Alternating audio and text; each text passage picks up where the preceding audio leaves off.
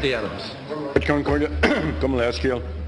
Taoiseach, putting Minister Hogan in charge of the state's response to this flooding crisis will do very little to reassure the communities who are affected. It's almost like a King Canute, a gesture by your government.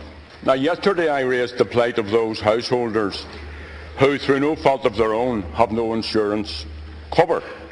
And for Minister Hayes to dismiss the way he did yesterday in his usual flippant hyperbole fashion on cost grounds is not good enough. These communities have responded bravely, as have the frontline services, but many of the families in areas of floods have lived there for generations. Some have already been affected on multiple occasions. And yes, there are historic planning debacles.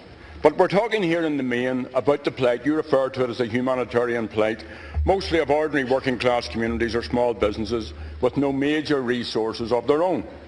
Their property and their belongings are destroyed. They have to replace everything from scratch.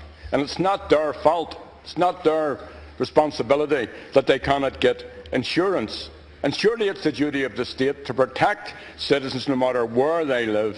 You know, I make the point again, there's always money for consultants, for bankers, for politicians, but not enough for citizens in need. So in your reply yesterday you referred to the emergency fund, but there is surely a requirement, and this doesn't have to wait, you know, for reports. We know the plight of the families and the small businesses affected. Surely there's a need for a specific government-funded financial aid scheme for those who cannot get emergency or cannot get insurance cover because of where they live. So Taoiseach, will you give a commitment to provide financial assistance to those householders affected by flooding who have no insurance because no insurance company will insure them? Thank you. Well, Minister Hayes dealt with this question of mandating insurance companies to provide insurance in areas where there has been repeated flooding over the years, and it's not possible to do that. Applications are being received as we speak here for assistance in regard to the consequences of flooding. One woman told me the other day that the damage estimated will be of the order of 250,000 to the business that she operates because of flood damage.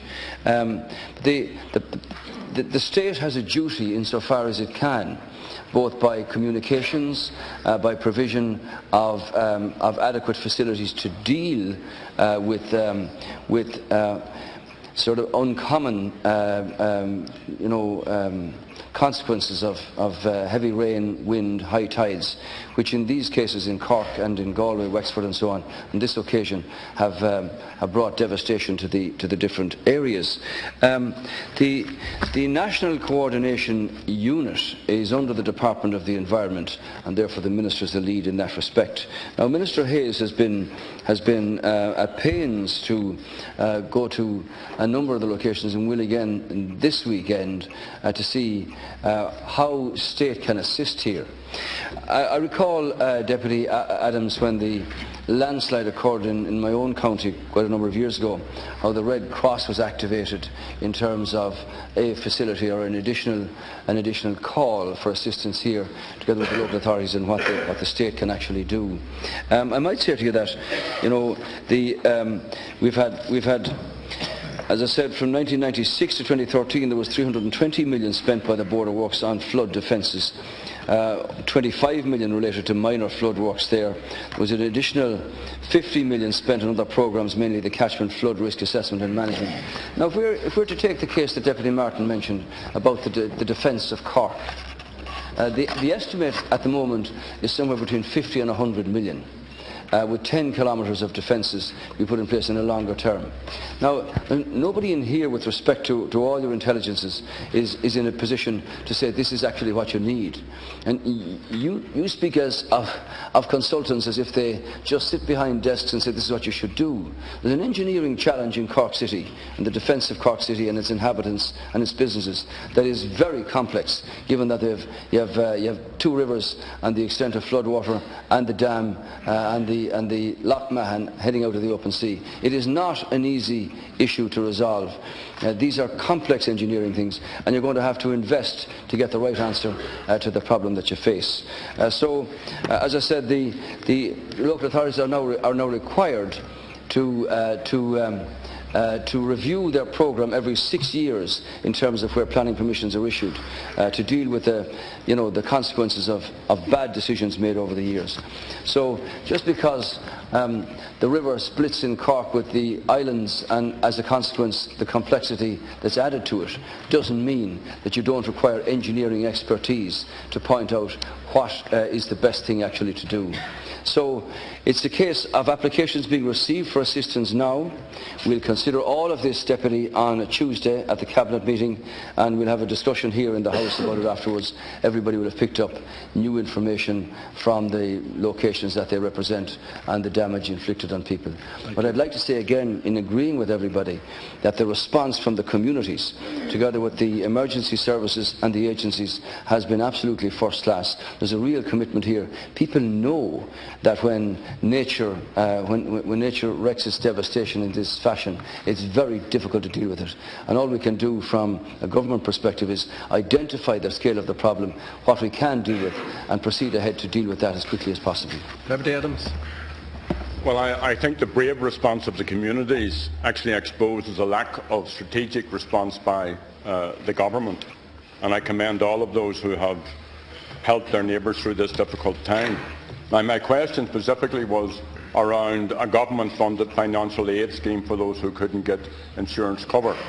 And you didn't answer that question, but we'll return to that perhaps after the Cabinet meeting. On more strategic issues, we have been arguing for contingency plans to be put in place to deal with the flooding issue and other developments within weather patterns and so on.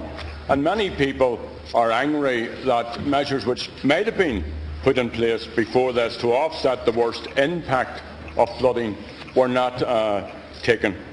It's reported today that 300 cities, towns and villages in this state are at what is referred to as significant risk of flooding in the time ahead. Now that clearly argues for strategic planning by the state to invest in flood defences. And you cite figures. The figure jumped into my head was 64 billion for banks. No problem, paid out. But on these issues which are going to destroy the livelihoods or the homes and property of small people, then you fumbled in the greasy till, Taoiseach. For example, in terms of Cork, sorry, Deputy. Experts say that a tidal weir across the Lee, like that was built across the Lagan, will resolve the flooding crisis in Cork, and similar solutions are available in other places. So what and where is the government's long-term plan to deal with the major differences that are emerging and which we're well warned of, that the state now faces and that citizens now face? Thank you. And what flood defences will be put in place to protect our cities, villages and towns?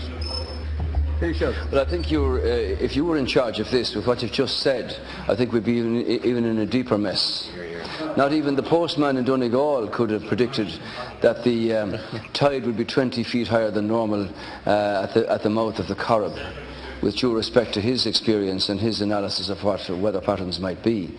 But you should know that the Office of Public Works, through Minister Hayes, are now in the process of completing a mapping process for the country based on river catchment areas. If you say 300 villages, according to newspaper reports, there are many more that may suffer flooding in the time ahead. So you've got to know what it is that you want to do before you can make plans to actually deal with it. Now, if you think, Deputy Adams, that you can deal with Waterford and Wexford and Cork and Limerick and Ennis and Galway and all the other places that have suffered severe flooding now, not to mention if the same weather patterns were to be present again in Dublin, such as you had a number of years ago, the scale of the engineering works and the capital costs involved are going to be very extensive. But we have to know, Deputy Adams, what it is that we want to do before you can plan to do it. And in order to do that, you do need an in-depth analysis based on the river catchments and the pattern of weather changes and what that's leading to. Thank you. So this is, believe you me, this is not a simple solution. Those of you who've been down to see the many thousands of acres flooded in the Shannon on an annual or biannual basis know what I'm talking about. And when it comes into the houses and the homes and the businesses, it wreaks devastation. To stop it, to prevent it, you can provide your capital defences. They may work, they may not. In the case of Limerick, as Minister Hayes pointed out, it wasn't a breach of the levees, it was that they were just submerged by rising waters. So what height do you make them?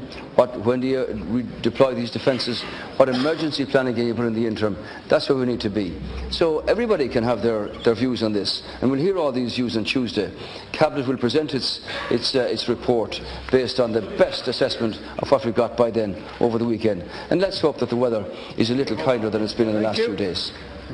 Deputy Donnelly. Thank you.